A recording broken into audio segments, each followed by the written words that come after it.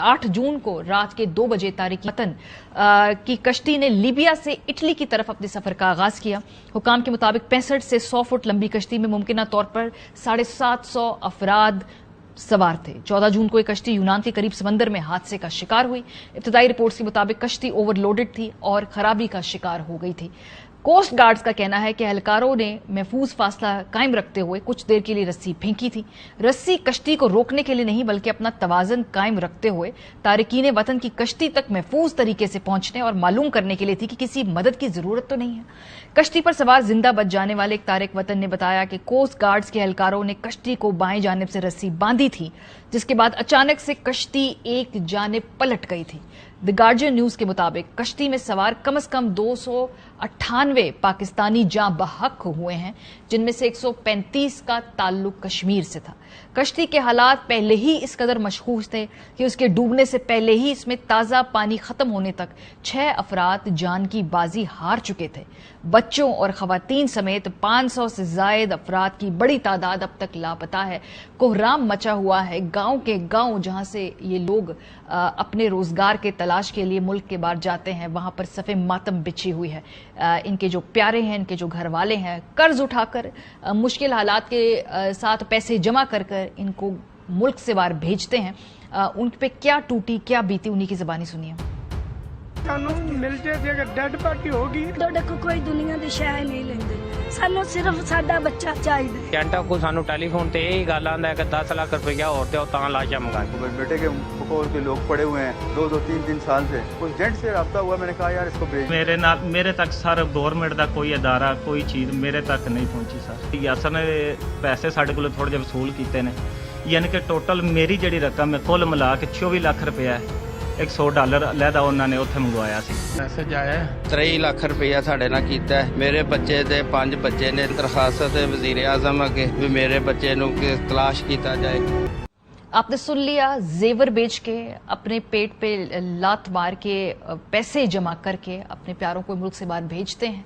और ये जो एजेंट्स हैं ये इनको 2 नंबर तरीके से मुख्तलिफ और रस्तों से ले जाकर यूरोप के अंदर ड्रॉप कर देते हैं। ये तो हो गई पहली जर्नी जहां पैसे जमा करके उनको इस शिप तक पहुंचाना है। जिस शिप में या बोट में या कश्ती में ये बैठते हैं, वहां से ही इनकी खौफनाक दास्तान जो है वो शुरू हो जाती है। ये जो पर्टिकुलर कश्ती थी, इसके अंदर जो लोग मौजूद थे उन्होंने बताया, और एक गार्जियन ने अपनी स्टोरी को छापा, जिसमें उन्होंने कहा कि पाकिस्तानियों के साथ वहीं से एक डिस्क्रिमिनेटरी सलूक शुरू हो जाता है, क्योंकि उनको उस जहाज के निचले वाले हिस्से में बिठाया जाता है जहां हवा आती है, वहां नामुनासिब पानी मिलता है। और अगर खुदा न खास्ता कश्ती कहीं डूबने का इम्कान हो तो ये लोग बिल्कुल ना बच पाएं और इनके सर्वाइवल का रेट बहुत कम हो, ये वहां पर उनके साथ ट्रीटमेंट की जाती है। जो बाकी शहरियत है, क्योंकि इसके अंदर इजिप्शियंस भी थे, सीरियंस भी थे, उनसे कदरे बेहतर सलूक किया जाता है। और इस बात के एक एनी शाहिद हैं जिन्होंने पूरी गुफ्तगू की और बताया कि किस तरह से दूसरे दर्जे के शहरियों का सलूक उस कश्ती के ऊपर ही शुरू हो जाता है। जरा सुनिए। जिन्हों रब ने जिंदगी देनी होवे, बिल्कुल जितना को जुल्म मिस्रियां ते सूरियां कीता ना पाकिस्तानियां ते किसी ने कीता। दूसरे दिन पानी खत्म हो गया, इन्ना को 5वें दिन भी पानी है इन्ना पानी नहीं तक जनरेटर दा पानी कट के रेडिएटर दा पानी कट के पींदे ने ते समुंदर दा पानी पींदे ने। दफ्तर खारजा का इस पर रद्दअमल आया। उन्होंने कहा कि हम कोशिश कर रहे हैं कि लोगों की पहचान हो जाए, उनकी शनाख्त हो जाए।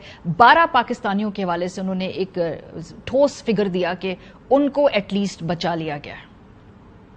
हमारा सफारत खाना इस यूनान के हुकाम के साथ राब्ते में भी है। वहाँ पर पाकिस्तानी जो लोग कवर हुए हैं, जो कि इस वक्त जिंदा सलामत मौजूद हैं, वो उनमें से 12 पाकिस्तानियों की तस्दीक की जा चुकी है। कुछ लोगों की अमवात की खबर है, यूनानी हुकाम ने बताया है, लेकिन उसमें से अभी तक ये नहीं बताया जा सकता कि कौन किस शहरियत के हामिल हैं लोग। हमने भी जो उन पाकिस्तानियों को दरखास्त की है जिसको शक है कि उनके कोई रिश्तेदार शायद इसमें मौजूद हों, उनको भी दरखास्त की है कि वो अपने डीएनए भिजवा दें ताकि हम उसको मैच कर सकें।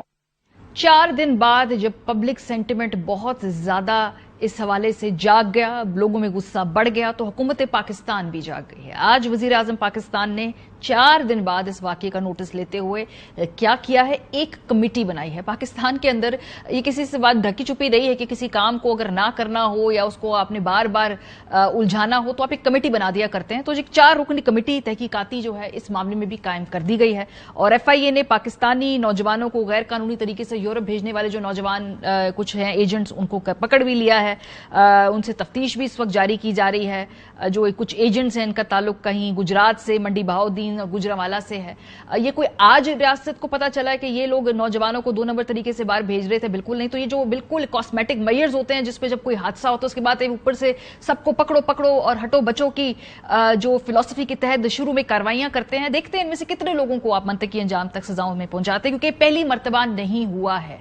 इससे पहले आपको याद होगा कि फरवरी 28, 2023 था, एक और कश्ती उल्टी थी और उस वक्त पाकिस्तान की एक मारूफ खिलाड़ी शाहिदा रजा तुर्की से इटली जाने वाली कश्ती में सवार थी और एक कश्ती समंदर पहाड़ से टकराकर टूट गई थी और जिसके सबब 200 से ज्यादा तारिकीन वतन डूबकर जान भाग हुए थे। उनमें तकरीबन 40 पाकिस्तानी भी थे जिनसे बेशतर का ताल्लुक गुजरात से बताया जाता था।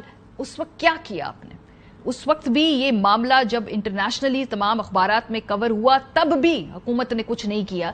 हम इंतजार करते हैं कि डेथ टोल बढ़े, मजीद बढ़े और फिर कुछ इस नंबर पे जाके हिट करे कि तब हमारा कलेक्टिव कॉन्शियस जागे और फिर हमें कमेटियां बनाने शुरू कर दे।